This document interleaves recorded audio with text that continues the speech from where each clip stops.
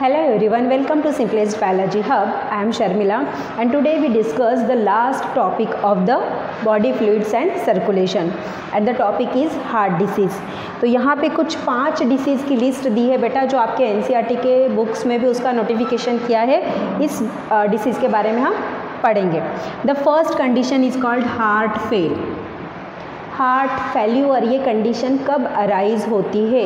Whenever the bundle of his is not working proper.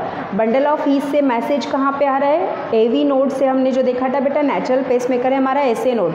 SA node से brain से message जो जा रहा है कॉन्ट्रैक्शन एंड रिलैक्सेशन के लिए, वो जाएगा एवी नोड के पास। एवी नोड से बंडल ऑफ हीस के पास एंड बंडल ऑफ हीस से पुरकिंजे फाइबर के पास।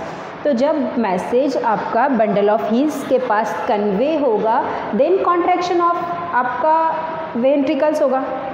बट अगर ये मैसेज प्रॉपरली कन्वे नहीं हो रहा है, that is the interruption of message through bundle of his.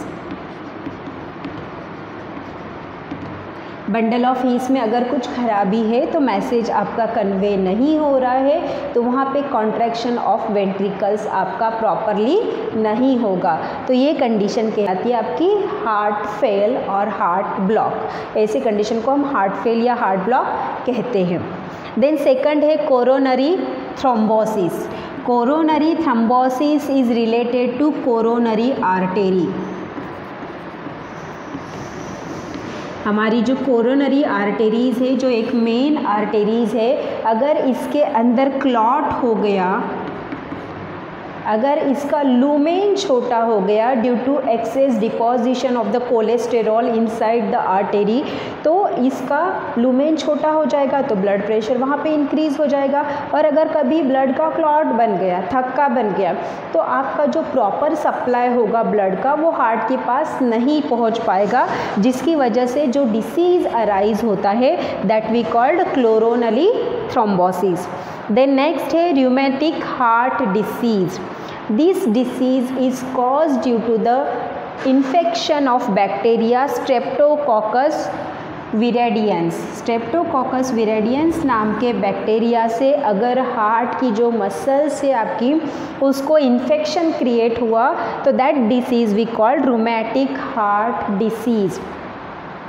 Then angina pectoris. Angina pectoris is nothing but the chest pain.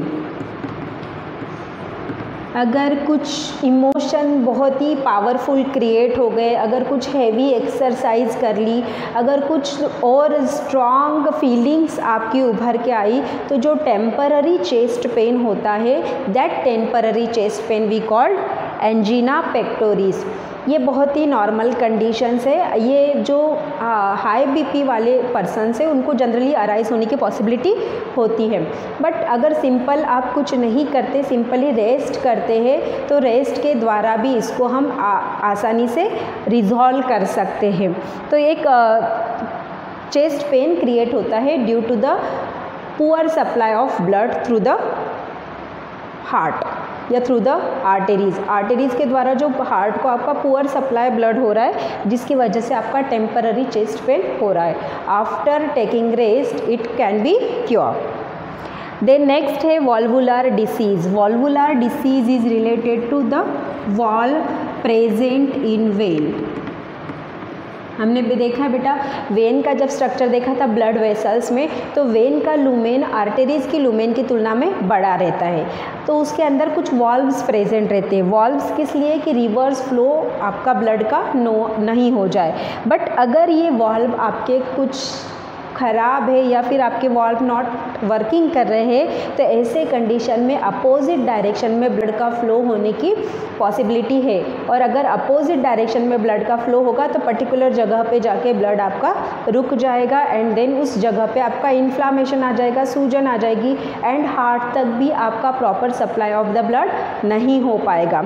तो ये भी एक कंडीशंस है जो एज अ डिसीज़ हम देखते हैं, बट ये भी आपका क्यूरेबल है। आपका जो ऑपरेशंस करके उस वॉल्व को ठीक किया जाता है।